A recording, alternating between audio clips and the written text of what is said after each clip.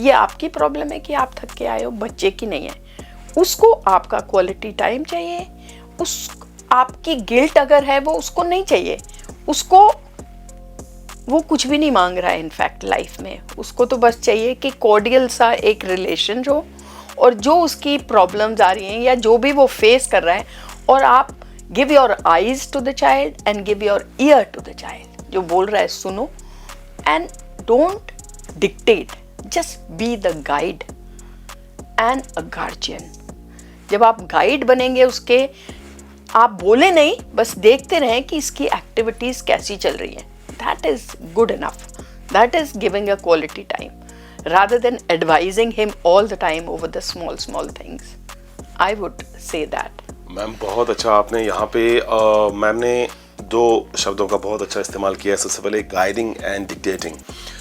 Ma'am जिस तरीके से परिवेश में हम लोग रहते हैं, स्पेशली अगर मैं बात करूँगा, ऑफ कोर्स ये अर्बन इंडिया में भी है और ये रूरल इंडिया में भी बहुत सारे पेरेंट्स जो हैं वो इसको फेस कर रहे हैं कि अगर बच्चा कुछ भी करता है, मेरे को किसी ने एक फीडबैक दिया था कि मेरे जितने एक्सपीरियंसेस हैं, मैं अपने बच्चों को, अपनी जो जनरेशन है, आने वाली जनरेशन को, उनको वो नहीं बता सकते कि मैंने ये सारी चीज़ें इतने स्ट्रगल के बाद और ऐसे स्ट्रगल के बाद मैंने जो है वो अचीव कर रखी हैं।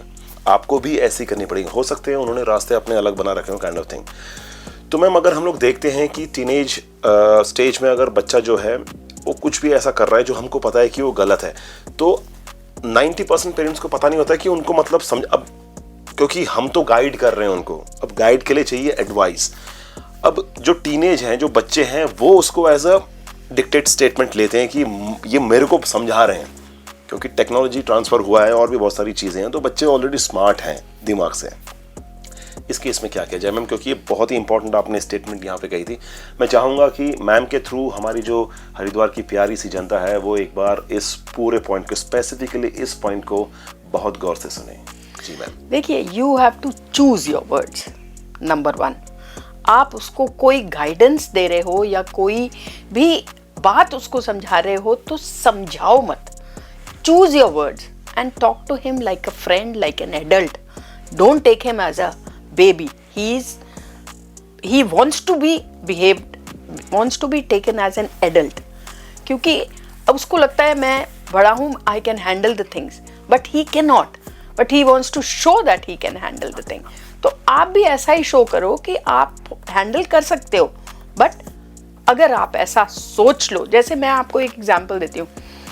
मेरे बच्चे मान लीजिए आए, उसने कहा बच्चे ने कि मुझे पिकनिक पे जाना है और 4 दिन की आउटिंग है मेरी, एक छोटा सा एग्जाम्पल है। तो आप बोलो थिंक पहले, before you react, just think before you react कि क्या होगा अगर 4 दिन। हम लोग क्या करते हैं, तू अरे नहीं 4 दिन बहुत ज़्यादा दिन है, नहीं। तो you think before you react and then talk to him कि क्यों जा रहे हो, 4 दिन का क्या काम है, ऐसा है। अगर हो सके, मतलब डोंट डिक्टेट हिम, अगर हो सके अपने फ्रेंड से बात करो, थोड़ा कम टाइम के लिए चले जाओ, या ऐसा करो कि बाकी तुम देख लो, मेरे हिसाब से ये कमी हो सकती है तुम्हारे जाने में, ये गलतियां हो सकती हैं। अगर तुम्हें लग रहा है कि मैं ठीक बोल रहा हूँ तो then all of you can sit and decide and tell me. I am not saying कि आप मत जाओ, बट थोड़ा सोच लो।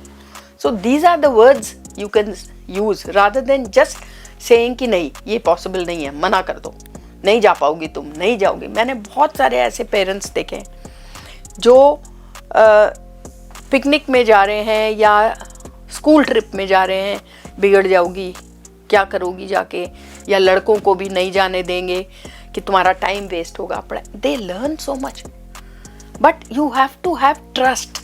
पहले आप बचपन से उसमें ट्रस्ट बनाइए कि मेरा बच्चा कुछ गलत नहीं करे, और जो भी ये सोच रहा है कुछ हद तक सही होगा। Let me talk to him and let me, if I can convince him, then don't dictate. Choose your words very carefully when you are talking to a teens. This is the mantra of communicating with the teens. So basically ma'am आप ये बोलना चाह रहे हैं कि जो भी हम लोग एक सिंपल सा अगर मैसेज दे भी रहे हैं तो उसको कैसे पैराफ्रेज करें ताकि वो खुद, क्योंकि होता है मैम कुछ चीज़ें हमारे लिए सही होती हैं एज अ पेरेंट, हम लोग, हमारे पास एक्सपीरियंस है, हमको देखने का नज़रिया अलग है। एक किसी भी जो भी लाइफ में घटना घट रही है जो भी घटती हैं पर सेकंड के हिसाब से वो घटना ही होती हैं। एंड अब बच्चों की लाइफ में जो घट रही हैं वो क्योंकि विदाउट एक्सपीरियंस वो लोग उनको फेस कर रहे हैं। मैम एक छोटा सा सवाल मेरे जहन में आ रखा है, फॉर एग्जांपल कि जितने भी टीनेजर्स होते हैं, हम लोग भी जब बच्चे थे तो हम लोगों ने भी कोशिश की थी कि मतलब अक्सर हम लोग एग्ज़ाम्स में जो हैं वो थोड़े से कम मार्क्स लेके आते थे, क्योंकि पेरेंट्स को, क्योंकि मैं बिलोंग करता हूँ मिलेनियल जनरेशन से, तो पेरेंट्स की एक्सपेक्टेशंस जो है कहीं ना कहीं बहुत ज़्यादा हावी हो जाती हैं कि अब पेरेंट्स भी हो सकता है कि शायद पीयर प्रेशर में आके कि मेरा बच्चा जो है वो इस पर्टिकुलर फील्ड में ही जाए, इंजीनियरिंग की फील्ड में जाए, मेडिकल की फील्ड में जाए, मेरा बच्चा आर्टिस्टिक है, ये मुझे कोई मतलब नहीं है। जस्ट ये भी एक पीयर प्रेशरिंग होता है, तो हमने भी फेस की थी, लेकिन वो टाइम अलग था। ये टाइम में बच्चे थोड़े से ज़्यादा सेंसिटिव है। तो अब बच्चा कहाँ पे अपने आप को ओपनली बात कर सकता है, क्योंकि सोसाइटी ने उनके दिमाग में एक पैरामीटर सेट कर दिया है कि ये अगर आप करते हैं ये आपके डूज हैं या आपके डोंट्स हैं। अगर पूरा बच्चा जो है वो 10 के 10 डूज कर रहा है और एक गलती से उसने अगर डोंट कर दिया है, तो मुझे ऐसा लगता नहीं है कि मैंने तो अपनी लाइफ में ऐसा कोई नहीं देखा है अपने आजू बाजू के सराउंडिंग में कोई बच्चा आके अगर खुद ही कन्फेस कर रहा है पेरेंट्स के सामने कि मेरे से इतना बड़ा ब्लंडर हो चुका है, मिस्टेक तो छोड़ दीजिए, ब्लंडर हो चुका है। देन इस केस में पेरेंट्स को क्या करना चाहिए ताकि सिचुएशन नॉर्मल हो सके और बच्चे को भी अपनी एक लर्निंग मिल सके विदाउट एनी गिल्ट की भावना उसके दिमाग में। देखो, ये जो आपने अभी अभी कहा ना कि मेरी लाइफ में मैंने ऐसा नहीं देखा जो आके एक्सेप्ट करे, हैं बच्चे। अगर तुमने बचपन से अपने पेरेंट्स ने बच्चे से ट्रस्ट बनाई हुई है, they do come and tell you कि मेरे से ये गलती हो गई। मान लीजिए आपकी साइकिल पंचर हो गई या आप लेट हो गए, तो पेरेंट्स ये नहीं पूछेंगे कि तुम लेट क्यों हुए। पेरेंट्स पहले डांटेंगे कि क्या मतलब है तुम्हारा इस टाइम घर आने का, तो वो बताएगा ही नहीं कि हाँ बस मैं हो गया लेट, क्यों हो गए नहीं बताता। रेबेलियंस उनका हो जाता है। तो how you have to deal, अगर वो लेट हो गया, then what are the words you have to see, oh we all were worried, are you all right, सब ठीक है तुम्हारे साथ, आओ बैठो बताओ क्या हुआ, बैठो।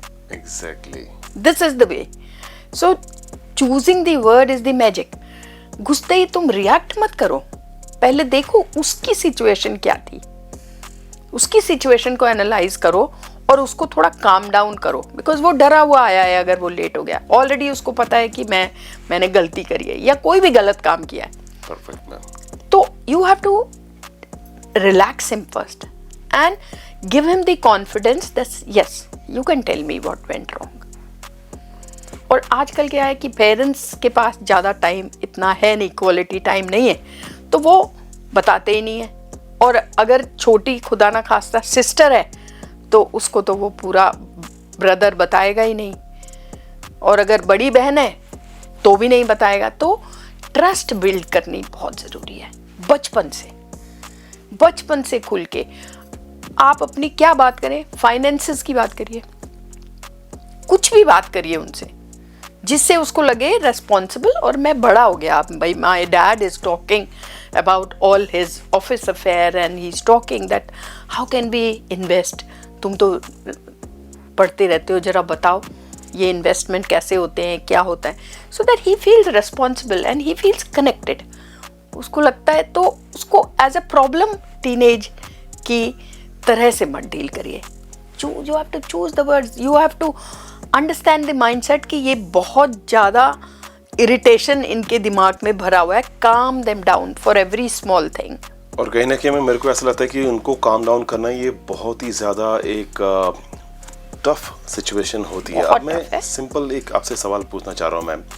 एक टीनेज है, उसको, लेकिन अब वो भी अपने आप में ही उसके लिए एक बहुत बड़ा टास्क है कि उसको दोनों जगह ही अपने आप को प्रूव करना पड़ रहा है।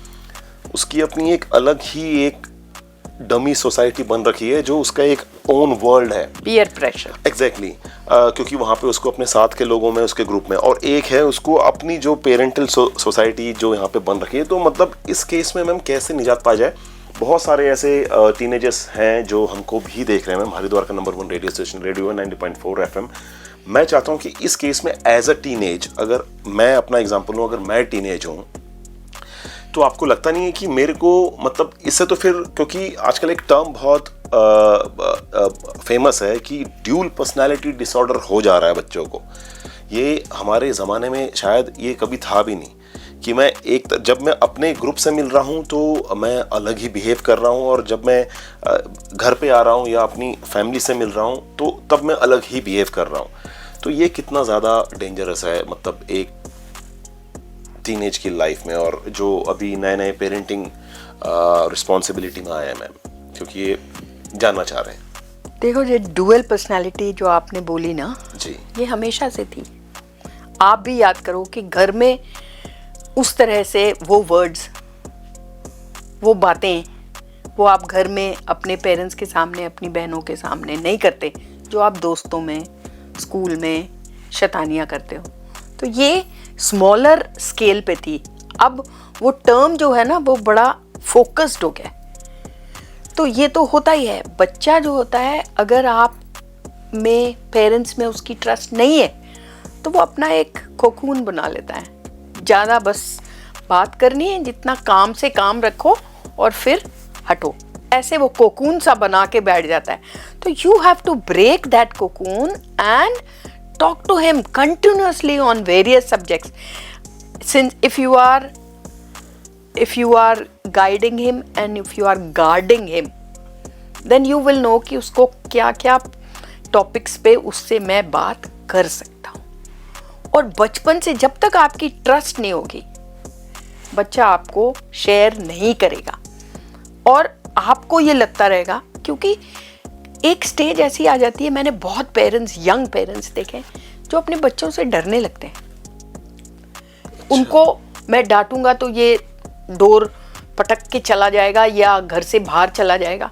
It's okay, just give him some time. अगर आपको जो कहना है आप वेरी पोलाइटली अपने वर्ड्स में कहिए, और अगर वो अपने रूम में बैठ गया है आधा घंटा, 10 घंटे, 2 घंटे, 3 घंटे, give him time, let him analyse जो आपने बोला है। हमेशा करेक्ट चीज उसको फीड कर दीजिए उसके दिमाग में, कभी ना कभी वो सरफेस करेगी और उसको समझ में आएगा। डर के नहीं बोलना, डांटो मत, बट उसको कम्युनिकेट कर दो कि ये ऐसे होना चाहिए था, जो शायद आपने किस कारण से किया मैं नहीं समझ सकता हूँ, बट ऐसे ना करते तो अच्छा होता। तो उसके दिमाग में वो बैठ गई बात, कहीं बैक में है, बट जब भी वो दोबारा रिपीटेशन होगा तो वो बाहर आएगी और वो एनालाइज करेगा। उसको स्पेस दीजिए। अगर आपको कुछ कम्युनिकेट करना है बोल के, अगर वो गुस्से में जा रहा है तो छोड़ दीजिए, पीछे पीछे नहीं जाइए। मैम एक छोटा सा सवाल, क्योंकि यहाँ पे मेरे जहन में अभी अचानक से आया है, क्योंकि अगर आजकल के अगर इन्वायरमेंट को देखें, क्योंकि इसमें ना मैटर करता है कि आपके सोशल इन्वायरमेंट कैसा है आपका, क्योंकि इन्वायरमेंट ही ऐसा बन रखा है। अगर हम लोग इतना कैजुअल अप्रोच अपनाएं, मैं उन पेरेंट्स की बात कर रहा हूँ जो हमारी एज में हैं और जो देख रहे हैं, like you know of course जिनको पेरेंटिंग का 10-15 साल का एक्सपीरियंस है, वो लोग देख रहे हैं कि अभी जो है इस कैजुअल अप्रोच से, हालांकि ये फ्रेंडली अप्रोच है लेकिन इसको कैजुअल भी बोल सकते हैं, वो डिपेंड करता है कि आप उसको कैसे उस सिचुएशन को डील कर रहे हैं। अगर नॉलेज है आपके पास तो आपको लगता नहीं मैम कि बच्चा जो है इसका फ़ायदा भी उठा सकता है, लाइक कि चलो ठीक है यार, मतलब पेरेंट्स तो they are not interfering so much in this situation. मैंने आपको बोला इंटरफेयर करो जी, मगर गाइड करके और ऑन गार्ड होके इंटरफेयर करो। उसको समझ में आना चाहिए दैट दे आर मॉनिटरिंग मी। अगर वो नहीं भी कह रहे हैं तो भी, अगर आपने कोई गलती की और मैं आपसे कुछ ना कहूँ तो भी आपको गिल्ट होता है कि भाई मैंने तो किया था और इन्होंने मुझसे कुछ कहा नहीं, तो होपफुली शायद नेक्स्ट टाइम मुझे नहीं करना चाहिए। So basically this is also a way of communicating कि भाई ठीक से रहो।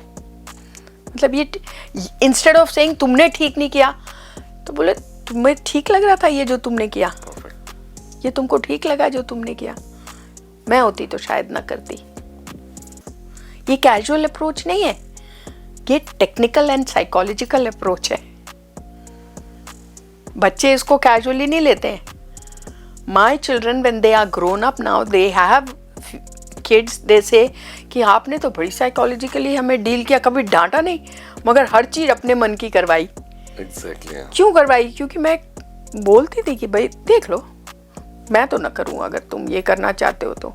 क्योंकि कहीं ना कहीं मैम आपको इस चीज़ के पीछे का साइंस पता था बेसिकली, क्योंकि साइंस विज्ञान जो है दोस्तों वो हर जगह अवेलेबल है। और मैम का इतना रिच एक्सपीरियंस रहा है पेरेंटिंग में, एंड ऑफ कोर्स जो स्पेशली अगर मैं बात करूं चिल्ड्रन साइकोलॉजी में, बहुत सारी चीज़ें हैं जो हम लोग आने वाले पॉडकास्ट में कवर करेंगे। क्योंकि ma'am before I wind up this session, मेरे को ऐसा लगता है कि क्योंकि ये psychology itself it's a very vast subject, बहुत सारी चीज़ें हैं, तो इसमें हम लोग definitely we will cover and we will capture everything in details. हम लोग पूरा डिटेल में करेंगे। एक छोटा सा मैसेज मैं चाहूँगा before I wind up, parents को भी और ऑफ कोर्स बच्चों को भी, जो हमारे प्यारे से टीनेजर्स हैं, और ऑफ कोर्स वही इस देश का भविष्य है, क्योंकि हम लोग उन्हीं को देख रहे हैं, क्योंकि देश का भविष्य जो है उन्हीं के हाथ में है। तो क्या क्या होगा मैम? देखिए, मैसेज तो पेरेंट्स के लिए ये है कि अगर आपके कोई फेलियर्स हैं लाइफ में, तो वो फेलियर्स आपका बच्चा पूरा करेगा ऐसा न सोचें तो अच्छा होगा। और बच्चों के लिए है कि people around your parents, your teachers, they are for your good. I know कि आप लोग अभी समझ नहीं पाओगे, लेकिन अगर आराम से शांति से बैठ के कभी समझो कि वो लोग भी हमारे लिए जो कर रहे हैं वो ठीक है, लेकिन आप भी अगर ओवर रिएक्ट न करो एंड अंडरस्टैंड करो, that will be very very good. Parents को भी माइंड सेट टीन्स का अंडरस्टैंड करना चाहिए, और टीन्स को भी ये बात समझ में आनी चाहिए कि मैं इसलिए कर रहा हूँ, I don't mean bad for my parents, but I can not help because मेरे पीयर का प्रेशर इतना ज़्यादा होता है, सोशल प्रेशर ज़्यादा होता है। We all understand, but you have to keep your self in a limit and cool down. Enjoy this stage. Every stage should be enjoyed. It is not going to come back again. So be blessed to have people around you to take care and be always happy. And parents के लिए enjoy this stage. ये stage वापस नहीं आएगी, फिर आप miss करोगे. Enjoy each day and be blessed. God bless you all. और बहुत सही बात बोली है मैम। सबसे पहले तो आपका बहुत बहुत धन्यवाद कि आप हरिद्वार के नंबर 1 रेडियो स्टेशन में आज आपने विजिट किया। हालांकि आप बहुत बिजी हैं, क्योंकि मैंने डायरी में बहुत सारे पॉइंट्स नोट डाउन कर रखे हैं।